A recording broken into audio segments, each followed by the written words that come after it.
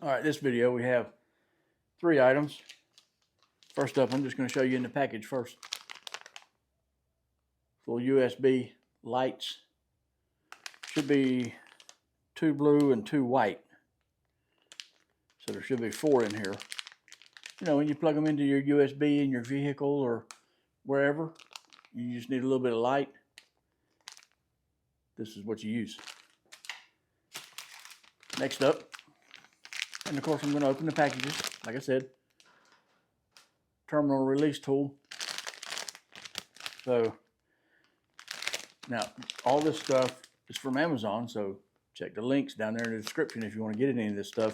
It's pretty cool, especially the next one coming up. But there's the number to it right there. Part number and all that. Next up, from Clore Automotive.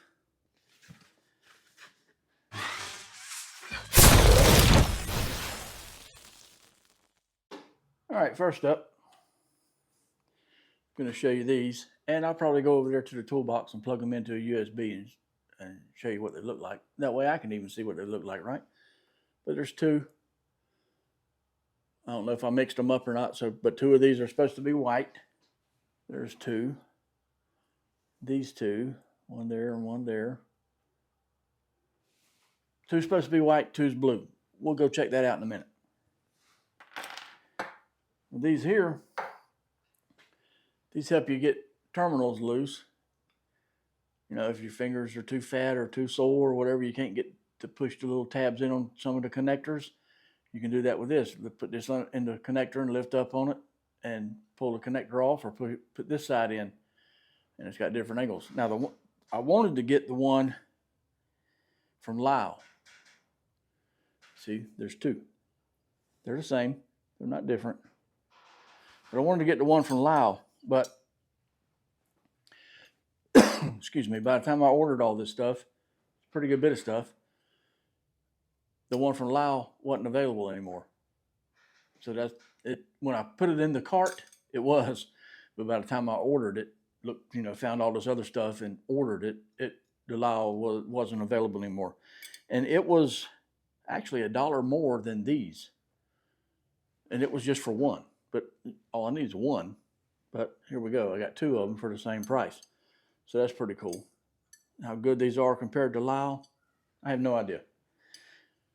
But you don't use them all that much, right? Okay, now this thing here, I don't think I mentioned it yet. This battery maintainer. See it right there? Intelligent battery charger maintainer. Power supply mode. 4 on vehicle repairs. So this thing, I've used them before in shops. Actually, it was green. The one I used, I think it was Mac or Matco. Still made by the same people. Matter of fact, Eric O at South Main Auto, he has a green one. I think his is a Mac. But I've been trying to find who makes these that's, not a tool truck brand, because I wasn't aware that Clore Automotive made them. But he did a tool of the day video and showed this. I've been looking for one of these for a while, for like when I'm doing reviewing scan tools, or even when I'm working on a car with a scan tool or doing any kind of electrical diagnostics. You got to have the key on. You can hook that to it and you don't have to run the battery dead.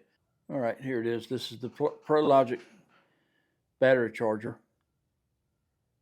You see right there, it says percentage and voltage. See it change.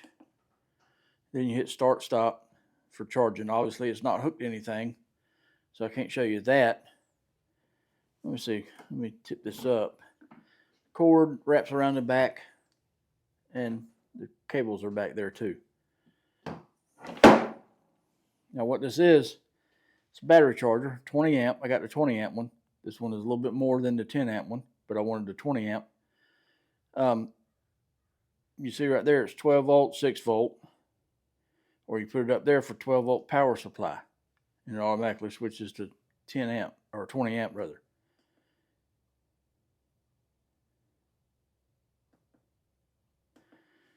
You can put it right there for power supply. Now that's for like if you're using a if you're using the battery charger here to keep the battery up. If you're diagnosing a car and you got to have the key on for a while, that comes in handy. And you know, this row is this button, this row is this button, and this one is this one. That's like a lithium ion or whatever battery, AGM standard, 20 amp, 10 amp, 2 amp. That's the rate of charge. And you set it where you 12 volt, 6 volt, whichever way you want it. And then once you're ready, you hit start and it'll start. So that's pretty awesome. I like that function of it right there. I don't have anything to hook it to right this minute, but I will be as soon as I do the review of my scan tool. That's one of the reasons I wanted to get this. I think the 10 amp is like 78 or 70 something, and this 20 amp was 103 or something like that. It's not bad. But the reason I wanted it, I mean, I got a regular somewhere around here, a Matco battery charger, but it's this big old style battery charger. And that's not really something you want to use if you're trying to diagnose a vehicle or program a module, to keep the battery charged so the battery don't go dead because the key's got to be on for so long. You want something that's not going to put a lot of noise in the system, in the electrical system. It's good for that. So it don't put noise in the system. So that is pretty cool. And yes, it's unplugged, but still on. That's weird. So that's going to come in handy. Like if you got to do a lot of electrical diagnostics and you got to leave the key on. You got to leave you're going to hook a scan tool to it. You want to hook this to it. That way you don't run the battery down.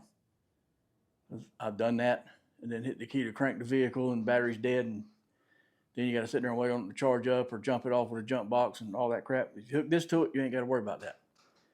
So now, get the camera back down. Go over there and show you them lights. Okay, there's the white one of them. Let me see if I can put the other one in next to it, see what color it is. Ah, there's the blue one. Kind of hard to tell the difference, ain't it? But let's take the white one out. Now you see the blue. So I tested that one and I tested this one. These are kind of hard to get unplugged. Let's put this one in and see what it is. Help if I put it in the right way. That's the other blue one. That's going to be cool.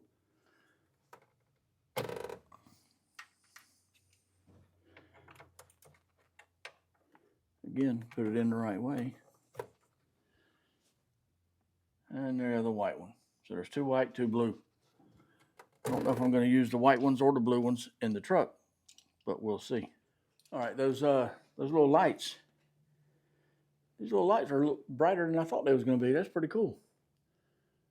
Got two white ones, two blue ones. If I decided for blue, and put one in the front and one in the back, because I think I got one in the back, USB outlet. We'll see. Maybe I don't. I don't remember. I know I got two in the front of the truck. But anyway, that way you just light up the floor a little bit for at night, and you can see everything. And now these are supposed to have sensors on them to where during the day, which I don't know, maybe these lights ain't bright enough. They're not supposed to come on. And then when it gets a little darker, they come on. So let me let's go back over there, hook a flashlight up and see if they do cut off. Let's try that. All right, I just tried it with the both of them, both the white ones and both the blue ones, shining the Olight flashlight at them. That's a bad looking flashlight right there, ain't it? Look right there. Renegade's garage. Awesome. Anyway, I shine this at it as bright as it goes. Didn't turn them off. Now, this might not be the same as daylight. I don't know. Excuse me, but I do have the, it's going to be kind of bright, but let's see. Are you seeing them? Lights up there in the ceiling. Right there. And my regular fluorescent over there, which they're LEDs too. So, I don't know, maybe it ain't the correct kind of light to turn those off. But I'm pretty sure I read that they are supposed to cut off during the day.